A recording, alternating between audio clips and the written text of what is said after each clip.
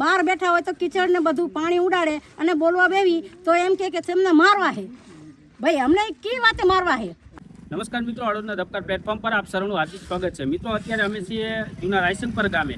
અહીં રાયસંગપર ગામે ગામ પાછળના ભાગમાં એક ગટરની સમસ્યા છે. ગંદા ગટરના પાણી સોસરું થઈ અને વિદ્યાર્થીઓને શાળાએ જવા વિદ્યાર્થીઓ મજબૂર બન્યા છે. ત્યારે ગામ લોકો આપણી સાથે તેમની સાથે વાતચીત કરશું. શું પ્રશ્ન છે તમારો?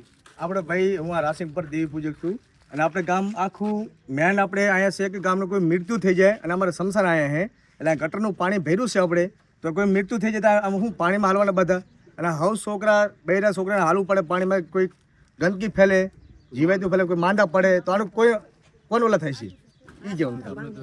કેટલા સમયથી અહીં આ સમસ્યા છે? 2 મહિનાથી સમસ્યા છે, કોઈ જવાબ નથી આપતા. અમારા છોકરાને ગટરમાં હાલીને જવું પડે છે, એટલે આનો કંઈક રસ્તો કાઢો. બેન આવો, તમે કંઈક કહેતા હતા.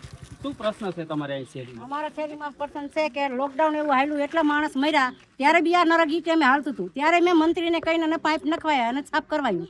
પછી એના બાદ કોઈ જોતા નથી અને ગાડીઓ બી નીકળ્યા. મેન ઝાપો છે, બહાર બેઠા હોય તો કિચડ ને બધું પાણી ઉડાડે અને બોલવા બેવી તો એમ કે તેમને મારવા હે. ભાઈ અમને કી વાતે મારવા હે? અમે ક્યાં ગુનામાં છે? અમારા બાયણે ન બેવી તો અમે કીના બાયણે બેવી? અને આ સડક બનવી જોઈએ, નાના સિવિલ લાઈન હર 12 મહિને સફાઈ થવી જોઈએ. અમારું એટલું જ કહેવાનું છે. ઘરની આગળ ગંદકી અમારી ન નીકળવી જોઈએ.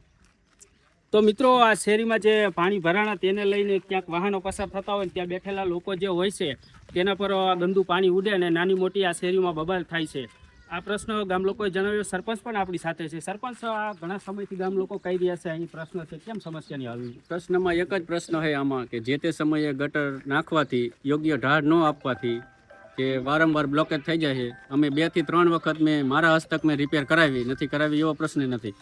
પ્લસ બીજો પ્રશ્ન એ કે જે તે સમયે ગટર નાખવાના કારણે અને જે તે કનેક્શન આપેલા છે એને ઘર દીઠ જે કુંડી કરવાની આવે એ કુંડી ન કરવાથી વારંવાર બ્લોકેજ થઈ જાય છે. હવે સરપંચ, શું આનું આ સમસ્યાનો હલ હવે કઈ રીતે લાવશો? આ સમસ્યાનો એક જ પ્રશ્ન છે કે જે તે ગામ આખું સાથ સહકાર આપે અને સાથે મળીને કામ કરે તો આનો ઉકેલ આવે.